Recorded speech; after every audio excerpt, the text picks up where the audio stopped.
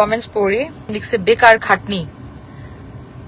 বুঝলাম না কেন তোমরা যে এই যে আমাদের একটা ছাগলের 3 নাম্বার বাচ্চার মতো বাঙালির কিছু লোকজন আছে যারা কিছু বুঝে না টুঝে না, তারপর ওই নামবে, যা দেখবে সোশ্যাল মিডিয়াতে ওইটাই লাফায়াটা ওইটা নিয়ে কথা বলবে। এটা দোষ হচ্ছে আমাদের ছোটবেলার প্যারেন্টিং এ, বুঝছো?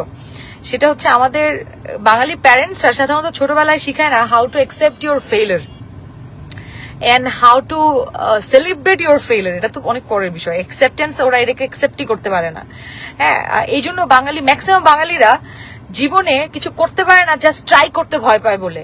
কারণ ওরা ওই ফেইলারকে ভয় পায় যে আল্লাহ যদি ফেল করি, এই জন্য ট্রাই করে না, কিছু করতেও পারে না, শুধু সমালোচনা করে। এছাড়া বাঙালিরা কোনো কাজে ম্যাক্সিমাম বাঙালির, হ্যাঁ, কারণ হচ্ছে ছোটবেলায় প্যারেন্টিং করে শিখাইছে কেমনে, মানে ওরা ফেইলারটা অ্যাকসেপ্ট করতে পারে না।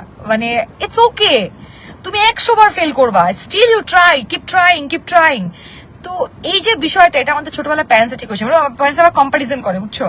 এই যে ধরো তুমি পারো নাই, তোমার ক্লাসমেট পারছে, ওটাও তোমার বলবে যে এসা যে ওর পা ধোয়া পানি খা, তুই তো কিছু করতে পারলি না, আরে তোর কাজিন তো অনেক ভালো করতেছে। এই জন্য দেখবেন যে আত্মীয় স্বজনরা অন্য আত্মীয় স্বজনের কিছু ভালো দেখতে পারে না। কারণ কি? কারণ হচ্ছে ওর ইনসিকিউর ফিল করে। কারণ প্যারেন্টস তো কম্পেয়ার করছে। প্যারেন্টস কিন্তু সেটা বলে নাই যে তোমার কাজিন ভালো করছে, চলো এটাকে সেলিব্রেট করি, আল্লাহ আমার কলিগের মেয়ে এত ভালো রেজাল্ট করছে, চলো এটা সেলিব্রেট করি। আইসা কম্পেয়ার করছে, তোমাকে কম্পেয়ার করছে হবে যে আল্লাহ আমার কলিগের মেয়ে ভালো করছে, তুই তো পারলি না, পা ধোয়া পানি খুঁয়ে আয়।